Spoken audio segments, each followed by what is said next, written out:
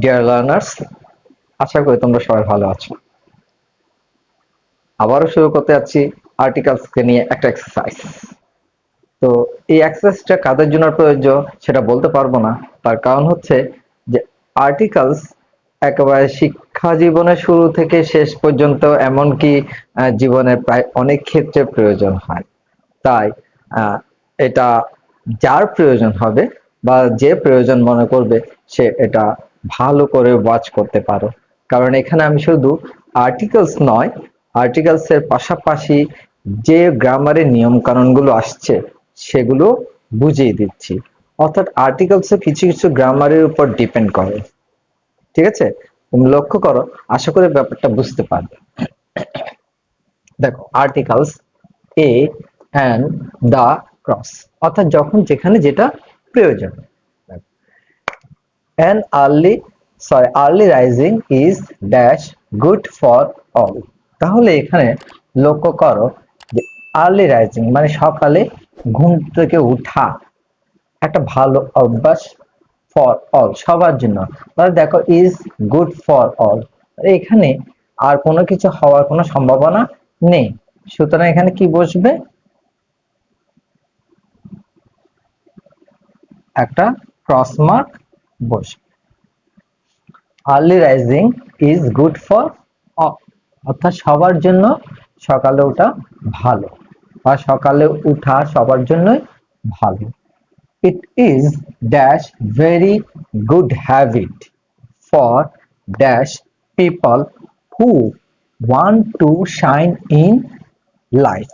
তো এখানে লক্ষ্য করো, পিপল আছে, আবার এখানে হু দেয়া আছে, অর্থাৎ এখানে সব পিপলকে একসাথে বোঝানো হচ্ছে না, তাদেরকে নির্দিষ্ট করে বোঝানো হচ্ছে যারা জীবনে উন্নতি করতে চায়। তাহলে ইট ইজ একটা ভালো অভ্যাস, একটা ভালো অভ্যাস, সুতরাং এখানে কি হবে? A C good habit for the people, কারণ এখানে নির্দিষ্ট করে সেই সব মানুষকে বোঝানো হচ্ছে যারা উন্নতি করতে চায়। People who want to shine in, এবার দেখো লাইফের আগে কি হতে পারে? শাইন ইন লাইফ, আমরা জানি শাইন ইন লাইফ এটা একটা এক্সটেনশনের মতো, সুতরাং এখানে আর কোনো এ লাইফও হতে পারে না, দ্য লাইফও হতে পারে না, সুতরাং এখানে কি হবে? Cross.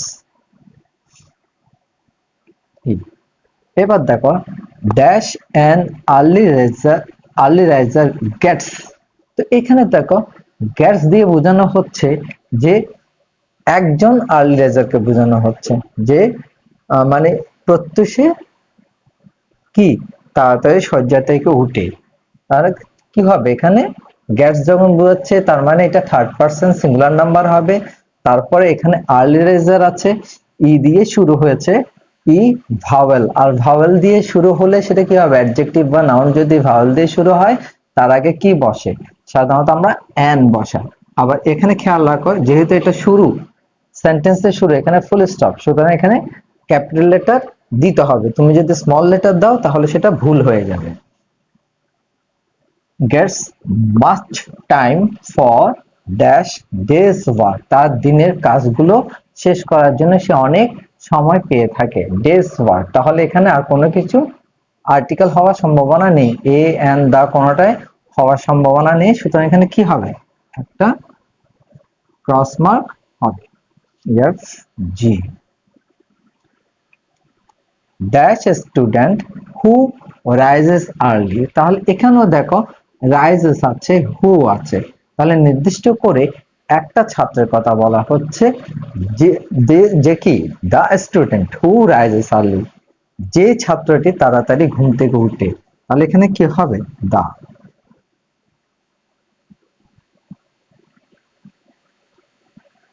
The students who rises early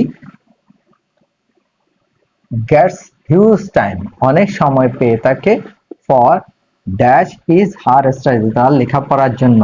তাহলে দেখো ফর হিজ অথবা ফর হার স্টাডি, সুতরাং মাঝখানে আর কোনো আর্টিকেল হতে পারে না, সুতরাং এখানে কি হবে? Cross. I such dash student never legs behind.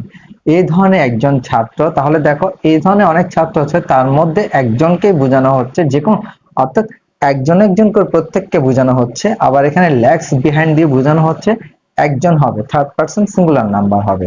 সুতরাং এখানে কি হবে? এ।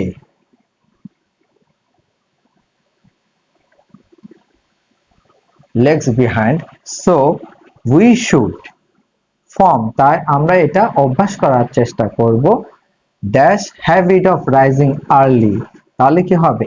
এই অভ্যাসটি, অর্থাৎ সকালে তাড়াতাড়ি ঘুম থেকে ওঠার অভ্যাসটি, তাহলে একটা নির্দিষ্ট করে সেই অভ্যাসকে বোঝানো হচ্ছে।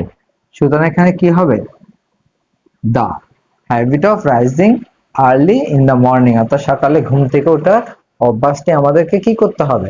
আকার দিতে হবে, আকারিত করতে হবে, বা অভ্যাসটা করতে হবে। আশা করি এখন তোমরা ব্যাপারটা বুঝতে পেরেছো। আমি দেখো আর্টিকেলের পাশাপাশি যে ছোটখাটো ভার্বের ফর্ম গুলো এসেছে সেটাও বুঝিয়ে দিয়েছি। ওকে, থ্যাংক ইউ।